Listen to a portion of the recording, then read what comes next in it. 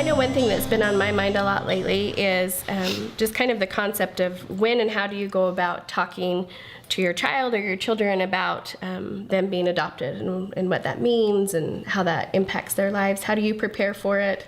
How do you prepare them? What are some things that you guys have done? For us, our little girl's Amelia, and her birth mom, Brianna, has came up, and we had visits once a week for the first year. She just would call and say, "This is my day off, can I come up?" And so Amelia has known from the time she was born, even though she might not comprehend the whole situation, she knows that Brianna is someone that loves her, and we tell her, "This is your birth mom, Brianna." And she gets excited when I tell her that she's going to come. And so at some point, it will register in her mind. She knows she has family with her. We are open with all of her extended family. We go to their family Christmas party. And so I think it's a normal relationship that she'll always have, and it won't be weird for her if we, as opposed to if we were to sit her down. I always like to relate it to my parents got divorced when I was really young. And people always ask me, "Is that weird that your parents were divorced?" But I didn't know any better. I was 2 when they got divorced, so I don't ever remember them being together. So I think, it's the same thing for her. She'll always know that she was adopted. She will always know who her birth mom is and her birth family. And so it won't be weird. Or hopefully it won't be weird, at least. That's the hope. Yeah, that's the goal.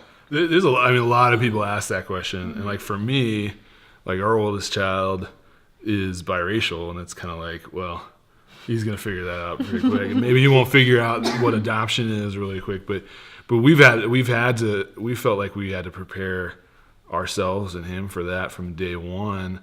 Not necessarily even just because of the biracial thing, but I just didn't want to have to ever really sit down and say, "Oh, by the way, this is," I think if you wait, then you're likely to wait too long. And then it becomes, well, why didn't you tell me before? Right. Like, what's wrong with this? Why am I not allowed to know that information? And I think that in the past, when that was kind of the norm, that created a lot of identity issues to feel like, well, why is this something that we had to hide at any point? I think when you don't talk about something, then it's kind of like something that you shouldn't talk about. Right. And so it has a bad reputation or a bad connotation with it. But if you talk about it all the time, adoption is something that you should be proud of. Like, I'm really proud to say that Amelia looks like her birth mom, and she gets these bright blue eyes from her birth mom and from her birth grandmother.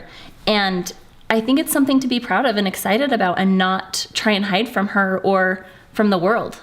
Yeah. Right. It's just like we try to celebrate the other things about our kids. Why not celebrate this about our children as well? And I think that, at least for us, I think open adoption makes it easier to just kind of always be talking about it, because when we do see our birth families frequently, it's just kind of part of our lives. And so we talk about it, and things come up. And definitely as my kids have gotten older, we talk about it more because they have questions about it. And so it's not ever that we've sat down and had a conversation. Yeah. It just is kind of part of our daily conversation. Now, on their birthdays in our family, we always, I've made a little book for each of them about their story, about how they came to our home.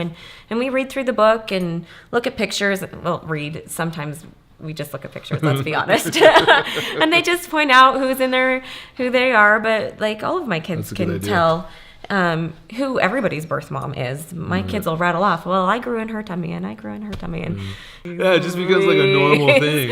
Yeah. Just like this is our life. This is who we are. Yep. And if you're telling your story, you're telling your child's story, then they're just always gonna know. Just like they would. It's like, well, when do you tell your child that they're your biological child? It's not like you're born really even knowing that. Like, you know that, but you don't know that verbally. Right. But I also think it does, as time goes on, you have to have different conversations. Sure. Yeah. No, I love that, because I think I can really relate to that. I think we're all very open in our adoption relationships. And so that's kind of where I've kind of started to struggle to think, well, she's always around. We call her our Miss Whitney. And, Madden knows when Miss Whitney comes, and they have tea parties and they play. And, we're very close with the extended family as well, which is, wonderful. And that's always been such a blessing with open adoption, is just more people around to love your child. And, but yeah, I find myself thinking, okay, at what point do we become deeper in those conversations? But I think it just becomes it's part of your journey. It's part of who they are. And I love that you said that you're proud of that, because I do. I want her to be proud of that. That's part of who she is, you know, and I think that helps in the, you know, conversations about what happens when kids come and, you know, say something that might be hurtful. You know, that becomes something that they're proud of and they're aware of it, and it's nothing that's being hidden. You know, it's part of who we are as a family. So yeah, I like that.